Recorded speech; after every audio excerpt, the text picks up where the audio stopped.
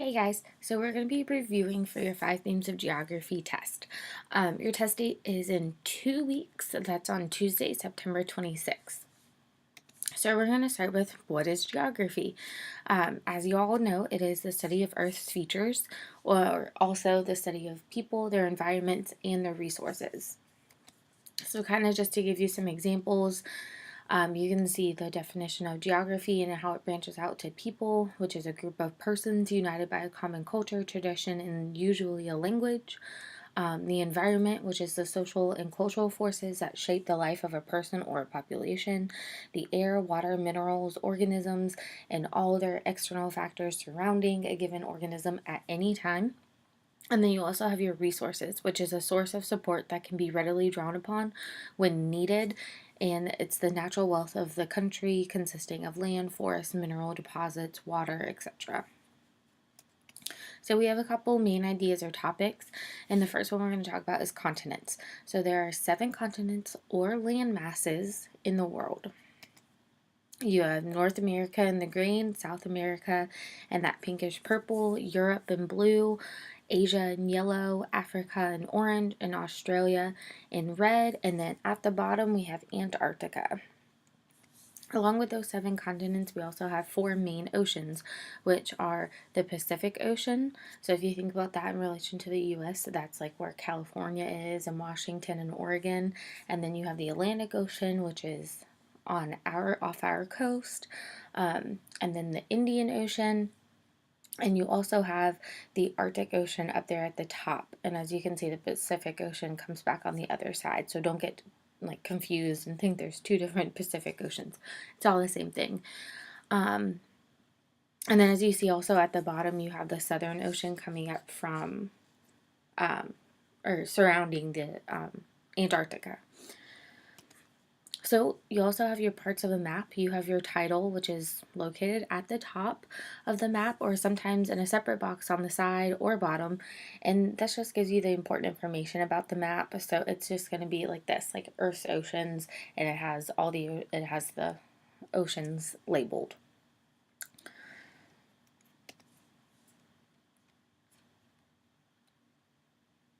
Oh, sorry, skip one. So then you also have your legend. It also can be called a key, and this just helps explain what symbols and colors represent on the map.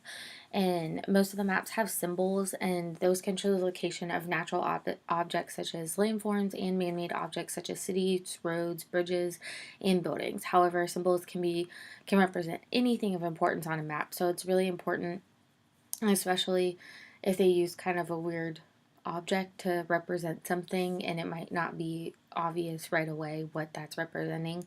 You definitely want to make sure you pay attention to what the key or legend says. And then we have the compass rose. So you're probably the most familiar with just the main part of the compass rose that you can see in the picture where it just says north, south, east, west, and you probably learned some little like jingle like never eat soggy waffles, to help remember the directions of the compass rose. But it can also include the intermediate directions, like northeast, northwest, southeast, southwest, and those are right in between. You also have your scale.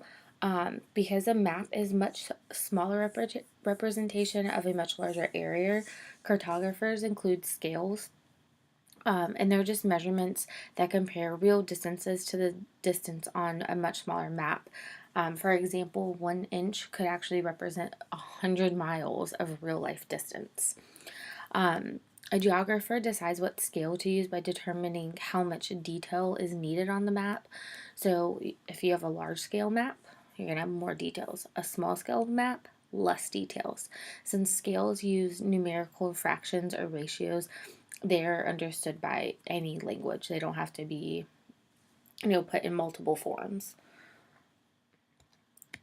Then we have longitude lines. So these are those imaginary lines that are drawn on a map as a reference point. They run north to south, and the prime meridian is 0 degrees longitude, and it also runs from the north and south pole. And don't forget, longitude, think of like when the referees in the football game put their hands up when the kicker makes a field goal, or somebody gets a safety. Then you have the latitude lines, which are the imaginary lines that go east to west, where you have the equator at 0 degrees latitude, and then you also have the Tropic of Cancer and Tropic of Capricorn. There are lines of latitude, and don't forget there's lots of different ways to remember latitude, like laughing latitude, latitude flatitude, or field goal no good is latitude as well. Now you have your hemispheres. So this is when this is half of the globe. And there's 4 hemispheres. You have the Western Hemisphere, the Eastern Hemisphere, the Northern Hemisphere, and the Southern Hemisphere.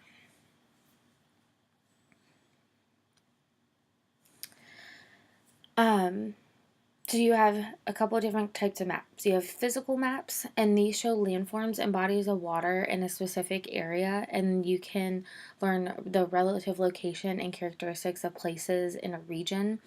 The color or contour lines are used to show elevations or altitude. So you can see on the left side of the picture or to the west where California and everything would be the darker brown, that's showing that there's mountains through there, so it's showing that it's raised up in elevation.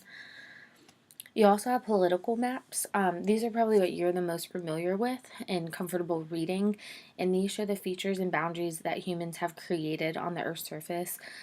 So political maps may be of cities, states, provinces, territories, and countries, and there's even disputes over boundaries that have in the United States where people are like, wait, no, it should be more drawn over this way, or we have more land, or whatever they can figure out to fight about. We also talked about climate maps, and that just shows you the climate of that area and where it might be warmer or cooler or in the middle throughout the country. So, what are the purpose of the 5 themes of geography? They help organize information about Earth and its people. And you have the 5 themes, which are movement, region, human environment interaction, or HEI, location, and place. So starting with location, this is the position on the Earth's surface. So you first have absolute location, which is a latitude and longitude or a street address. For example, Paris, France is 48 degrees north latitude and 2 degrees east longitude, or the White House is located at 1600 Pennsylvania Avenue. And then you have relative location, which is described by landmarks, time, direction, or distance from one place to the other. You go 1 mile west on Main Street and turn left for 1 block.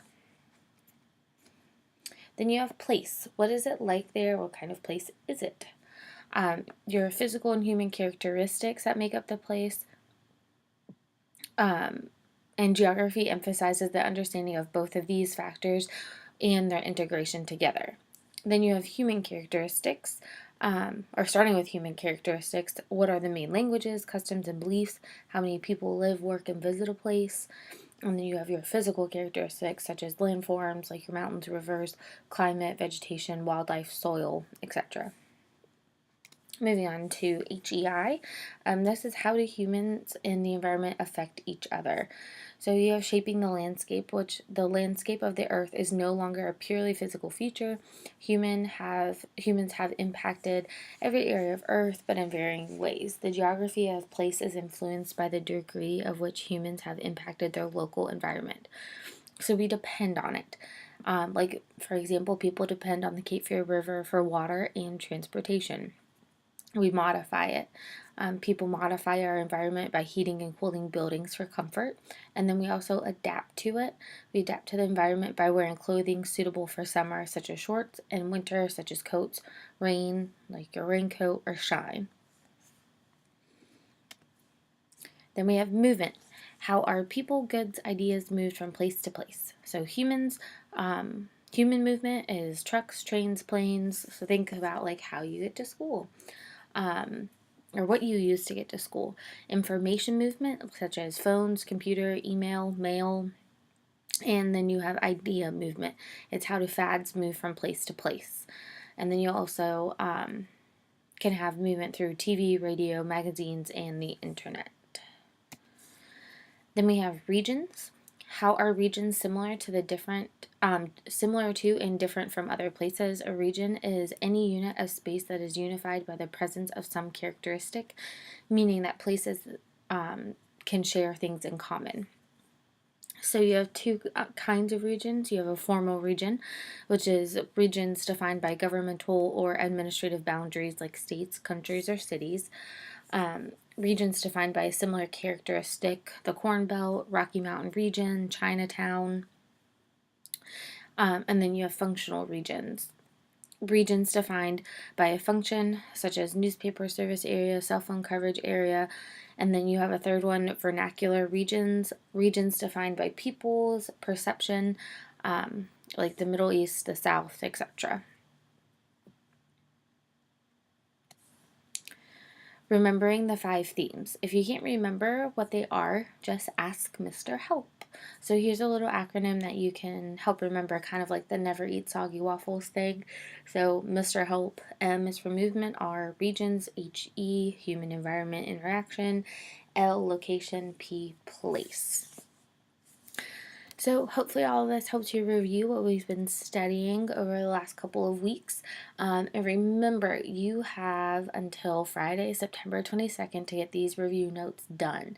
But once you get them done, that doesn't mean that you just stop studying. You're going to want to, make sure you do good on your notes and follow along and fill in what you need to, but also study these notes so that you are more than prepared for your test on Tuesday, September 26th.